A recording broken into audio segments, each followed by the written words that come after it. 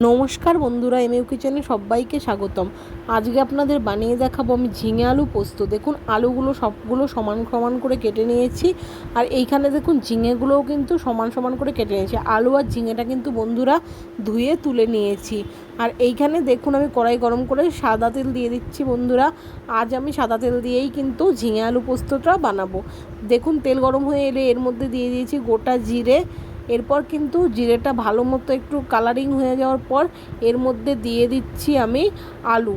দেখুন কেটে রাখা আলুগুলো কিন্তু দিয়ে দিয়েছি। এরপর ভালো মতো কিন্তু নাড়াচাড়া করে নিচ্ছি। আর এবারে পরিমাণ মতো নুন দিয়ে দেব। নুন দিয়ে এবারেও কিন্তু ভালো মতো নাড়াচাড়া করে 5 থেকে 7 মিনিটের জন্য কিন্তু আলুটা সেদ্ধ হওয়ার জন্য ঢাকা দিয়ে রেখে দেব। এখানে দেখুন বন্ধুরা 5 থেকে 7 মিনিট হয়ে গেছে। আলুর ঢাকাটা কিন্তু আমি খুলে নিয়েছি। এরপর ভালো মতো কিন্তু নাড়াচাড়া করে নিচ্ছি। ঠিক আছে, আপনারা কে কোথা থেকে আমার ভিডিও দেখছেন অবশ্যই কমেন্ট বক্সে জানাতে একদমই ভুলবেন না। এখানে দেখুন আমি পেঁয়াজটাও দিয়ে দিয়েছি কুচি কুচি করে। বন্ধুরা এইভাবে পেঁয়াজ দিলে কী হয়, পেঁয়াজটা কিন্তু পুড়ে যায় না, খুব সুন্দর সেদ্ধও হয়, আর খেতেও কিন্তু খুব সুস্বাদু লাগে। এখানে দেখুন কাঁচা লঙ্কাও কিন্তু হাত দিয়ে আমি ভেঙে ভেঙে দিয়েছি। এই দেখুন এখন কিন্তু নাড়াচাড়া করে নেব ভালো মতো। এই দেখুন নাড়াচাড়া করে নিয়েছি ভালো মতো। এই দেখুন কত সুন্দর লাগছে না দেখতে। বন্ধুরা আপনারা কে কে আলু পোস্ত খেতে পছন্দ করেন অবশ্যই কিন্তু কমেন্ট বক্স জানাতে একদমই ভুলবেন না। আর এখানে দেখুন কত সুন্দর করে কিন্তু ঝিঙেটা কেটেছি বন্ধুরা। এই দেখুন দিয়ে দিয়েছি।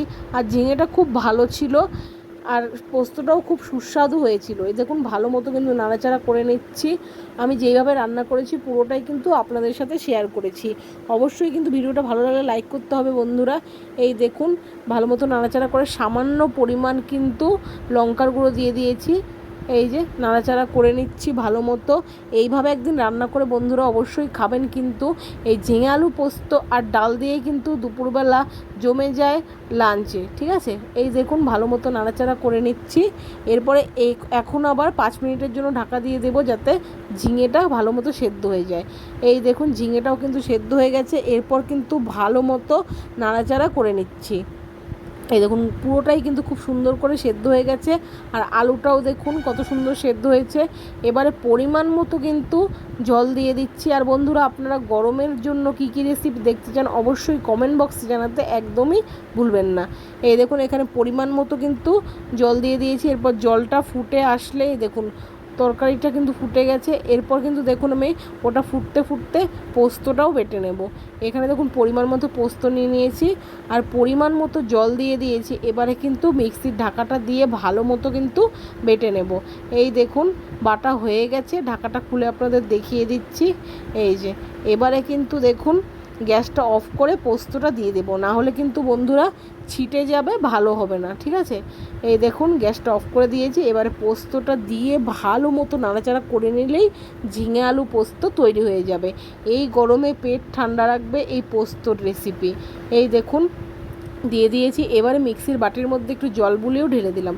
বন্ধুরা আমি জিনিস নষ্ট করি না, আপনারা সবাই জানেন। এই দেখুন ভালো মতো নাড়াচাড়া করলেই তৈরি হয়ে যাবে আলু ঝিঙে পোস্ত। এই যে কত সুন্দর হয়েছে না দেখতে। আমার ভিডিও ভালো লাগলে অবশ্যই কিন্তু আপনারা লাইক কমেন্ট শেয়ার সাবস্ক্রাইব করতে একদমই ভুলবেন না। এইভাবেই পাশে থাকবেন নিত্য নতুন ভিডিও দেখার জন্য। আবার আসছি নতুন একটি ভিডিওর সাথে। সবাই ভালো থাকবেন, সুস্থ থাকবেন এবং সাবধানে থাকবেন। ঠিক আছে।